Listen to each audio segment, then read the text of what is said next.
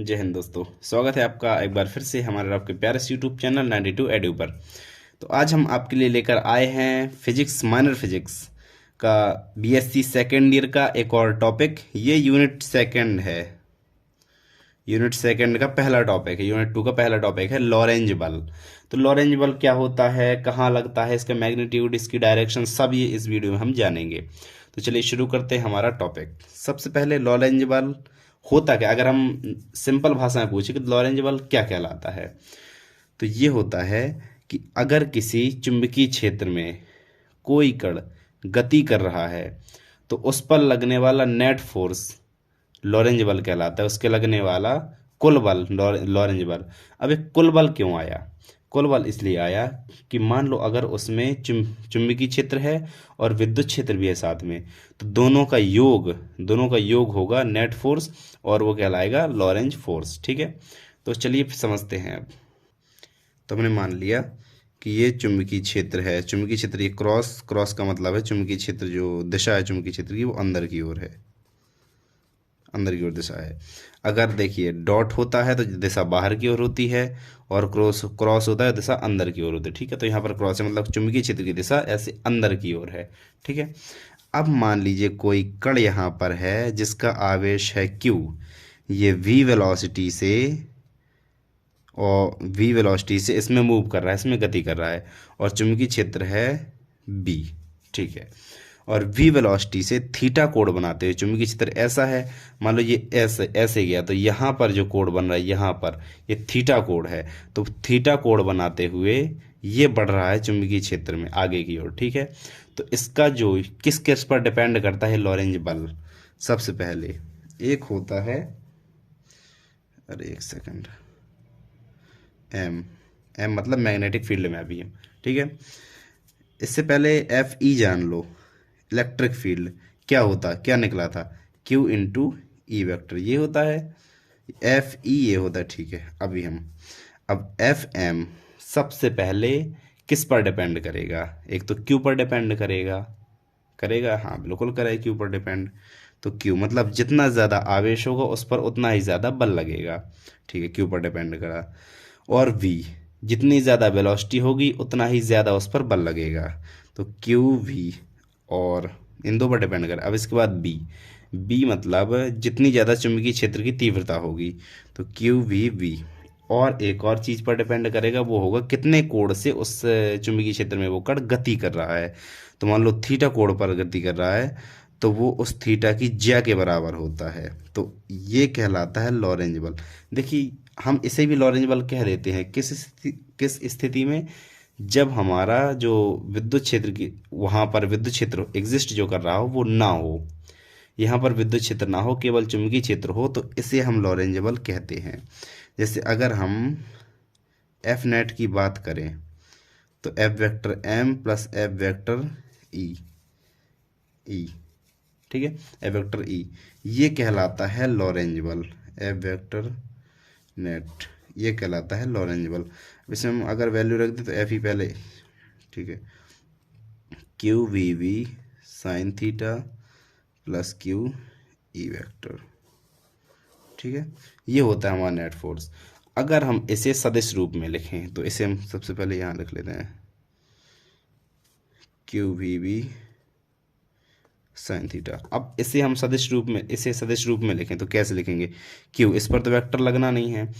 अब भी we sine theta, अगर आपने पढ़ा हो, एक चीज़ पढ़ी होगी, ए बी साइन थीटा, इसे कैसे लिखते थे? A vector cross B vector.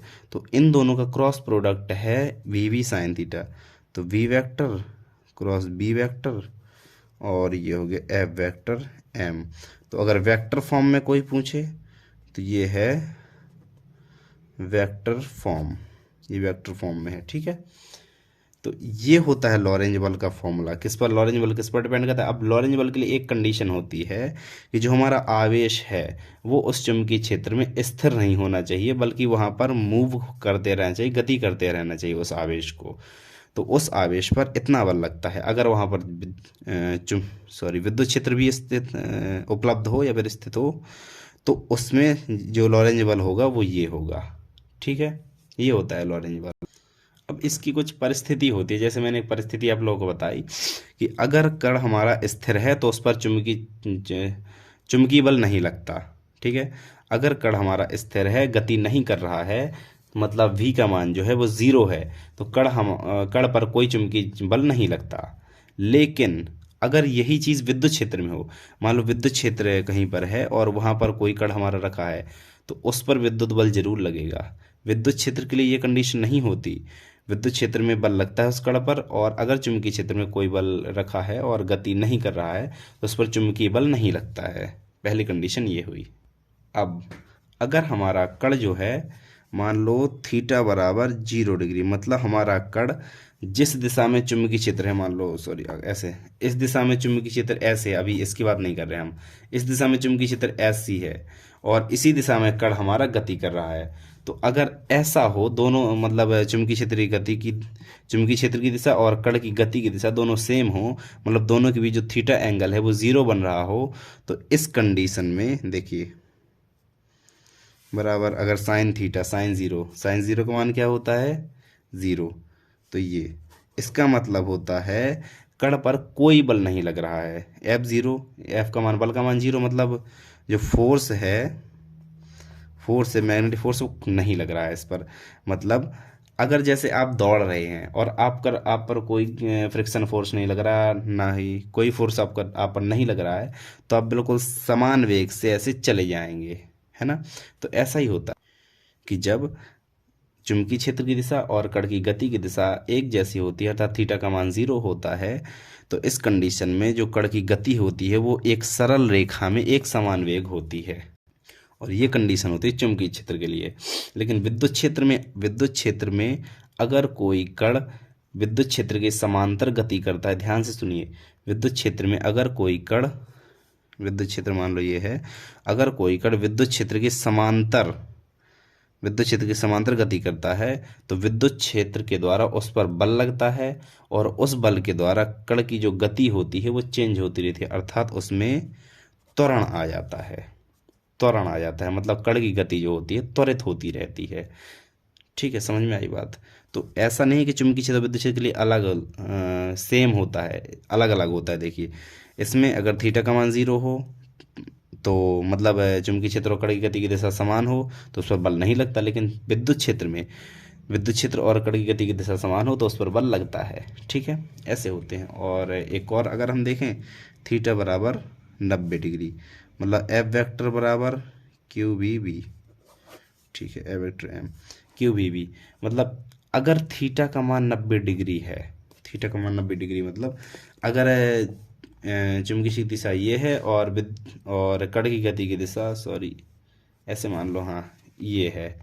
ठीक है, 90 का एंगल बनाते हुए इस तरफ जा रही है, तो इस कंडीशन में सबसे मैक्सिमम उस पर बल लगेगा और उस बल का मान हो क्यू वी बी। ठीक है, समझिए बात। जैसे ये है, ठीक है, ये है और ये हो गई चुंबकीय क्षेत्र दिशा, और ये हो गई मान लो कण की गति की दिशा। यहाँ पर एंगल बन रहा है 90 डिग्री, तो इस कंडीशन में उस पर सबसे अधिक मात्रा है, मतलब सबसे अधिक बल लगेगा उस पर, कण पर। ठीक है, तो अगर लंबवत हो तो इस स्थिति में जो कण का मार्ग होता है वो होता है वृत्ताकार। अभी मैं बताऊंगा इसकी दिशा कैसे निकालते हैं हम। तो कण का मार्ग होता है वृत्ताकार होता है। अगर यही चीज विद्युत क्षेत्र में की जाए, तो विद्युत क्षेत्र में अगर विद्युत क्षेत्र की दिशा और कण की दिशा के दोनों के बीच 90 डिग्री का कोण बन रहा हो, तो इस कंडीशन में कण का मार्ग ये होता है परवलयाकार। ठीक है, याद रखना इसे। विद्युत क्षेत्र में अगर विद्युत क्षेत्र और कण की गति की दिशा के बीच में 90 डिग्री का कोण बन रहा हो, तो इसमें कण का मार्ग परवलयाकार होता है। वहीं चुंबकीय क्षेत्र में कण का मार्ग वृत्ताकार होता है। ठीक है, अब इसकी दिशा कैसे, दिशा मतलब देखो ये सदिश राशि है तो इसका परिमाण तो ये हो गया। अब इसकी दिशा कैसे निकालते हैं, तो दिशा आपने दो वेक्टरों में क्रॉस प्रोडक्ट की दिशा निकालनी आपको आती होगी। देखिए मैं थोड़ी सी आपको बता देता हूँ कि ये हो गया मान लो ए वेक्टर और ये हो गया बी वेक्टर। अगर मैं कह दूं कि ए वेक्टर क्रॉस बी वेक्टर, ये निकालो इसकी दिशा ए वेक्टर क्रॉस बी वेक्टर की दिशा क्या होगी, तो ए से बी, ध्यान दो इस चित्र में देखो, ए से बी मतलब कहाँ से जा रहे हैं, इससे ये आ रहे हैं हम, ऊपर से नीचे आ रहे हैं। तो इस कंडीशन आपको जो राइट हैंड आपका है, राइट हैंड से अपन को देखना है। अगर ऐसे जाए नीचे से ऊपर तो हम तो ऐसे घुमाएंगे उंगली, लेकिन ऊपर से नीचे आ रहा है तो उंगली हम ऐसे घुमाएंगे। देखो ध्यान से देखते जाओ, उंगली कैसी घूम रही, ए से बी की ओर घूम रही है। और इस कंडीशन में हमारा अंगूठा नीचे की ओर दिशा बता रहा है। उंगली आप ऐसे घुमाओगे तो अंगूठा नीचे की ओर दिशा बताएगा। मतलब अगर हम ए से बी की ओर जाएं तो इसमें दिशा कैसी होगी, नीचे की ओर। ठीक है। और अगर हम B vector cross A vector की बात करें तो ये B vector cross A vector मतलब बी से हम ए की ओर जा रहे हैं, तो ये घूमा और इसकी दिशा ऊपर की ओर। तो इस कंडीशन में दिशा ऊपर की ओर। ठीक है। इसी प्रकार इसमें हम दिशा बताएंगे। इसमें मान लो ये इस तरह चल रहा है और अंदर तरफ इसमें वेग लग रहा है, तो इसकी दिशा कैसे होगी, कैसे हम निकालते हैं इसकी दिशा। तो इसकी दिशा हम निकालते हैं दाएं हाथ की हथेली के नियम से। दाएं हाथ की हथेली का नियम, जैसे ये हो गया हमारा दायां हाथ। ठीक है। तो ये हो गई, ये जो उंगली जिस दिशा में हमारी बताएंगी, जिस दिशा में उंगलियों की दिशा होगी चुंबकीय क्षेत्र की दिशा, तो चुंबकीय क्षेत्र की दिशा ऐसी अंदर की ओर होगी हमारी। ठीक है। ये चुंबकीय क्षेत्र की दिशा हो गई। और अंगूठा बताएगा कण की वेग की दिशा, जिस जिस दिशा में कण का वेग जा रहा है कण। ठीक है। तो ये हो गई चुंबकीय क्षेत्र की दिशा ऊपर से नीचे की ओर, और ये हो गया हमारा कण का वेग इस दिशा में। तो हथेली जिस ओर रहेगी, मतलब हथेली इस तरफ है, देखो थोड़ी मैं ऐसे बताऊं, हथेली इस तरफ है, ऐसे इस पेन के लंबवत इस दिशा में ऐसे है हथेली ऐसे। तो इस कण पर बल किस दिशा में लगेगा, देखो इस दिशा में इस कण पर बल लगेगा। ठीक है। एक बार आप अच्छे से कर लेना कि अंदर की राइट हैंड हथेली का नियम। ठीक है। तो अंदर तरफ जिस दिशा में चुंबकीय क्षेत्र हो उस दिशा में हमारी उंगलियां जाती हैं, और जो कण का वेग हो जिस दिशा में उस दिशा में हमारा थंब जाता है। तो ये गया। और हथेली जिस ओर संकेत करेगी वो होगी कण पर लगने वाले बल की दिशा। ठीक है। ऐसे निकालते हैं किसी चुंबकीय क्षेत्र में गतिमान आवेश पर लगने वाला बल। तो ये निकला लॉरेंज बल किसके लिए, एक गतिमान आवेशित कण के लिए। अब कण के लिए तो निकाला है, अगर हमसे कहा जाए कि ऋजु चालक के लिए, ऋजु चालक मतलब एक बिल्कुल सीधा चालक है ऐसे, ये सीधा चालक है, इसमें धारा की दिशा ये है। ठीक है। धारा की दिशा ये है और जो चुंबकीय क्षेत्र है उसकी दिशा ये है। तो इस पर लगने वाला इस पर लगने वाला लॉरेंज बल चुंबकीय क्षेत्र के द्वारा क्या होगा, ये हो गया बी वेक्टर। ठीक है। क्या होगा, तो इसका जो मैग्नीट्यूड होता है, मान लो इसकी लंबाई एल है, तो आई नहीं यार, एफ बराबर आई डी एल साइन थीटा, ये होता है इसका फॉर्मूला। इसे मैं शॉर्ट में बता रहा हूँ, या फिर अगर सदिश रूप में देखें तो I D L, sorry D नहीं होता, बी होता है, I B L sine theta, I B L sine theta. एक सेकंड, यहाँ पे I B L sine theta या फिर I L B sine theta. ठीक है। ये लिख देते हैं हम थीटा। अब इसे अगर हम सदिश रूप में लिखे, सदिश रूप में हम इस प्रकार लिख, आई तो हमारा बाहर आ जाएगा, तो एफ वेक्टर बराबर आई और L vector cross B vector, ये होगा हमारा सदिश रूप में किसी ऋजु चालक पर, चुंबकीय क्षेत्र में रखे ऋजु चालक पर लगने वाला लॉरेंज बल। I L B sine theta, ये फॉर्मूला याद रखना, बहुत इंपॉर्टेंट फॉर्मूले, एक क्यू बी साइन थीटा और I L B sine theta. और चूंकि ये बल एक सदिश राशि है तो इस बल की दिशा भी होगी, और इस बल की दिशा होती है चालक में बहने वाली धारा की दिशा, ये बहने वाली धारा की दिशा, और चुंबकीय क्षेत्र की दिशा, इन दोनों के लंबवत होती है इसकी दिशा। तो ये दिशा होगी इसकी, इन दोनों के लंबवत होगी इसकी दिशा। ठीक है। तो ये वीडियो हमारा यहीं पर समाप्त होता है। इसके बाद हम आपके लिए लेकर आएंगे कुछ नियम, जो दाएं हाथ की हथेली का नियम और बाएं हाथ का नियम, ऐसे जितने भी नियम हैं ये सब नियम के एक साथ हम पूरी वीडियो बना देंगे। तो जुड़े रहें हमारे चैनल के साथ। Thank you so much, bye bye.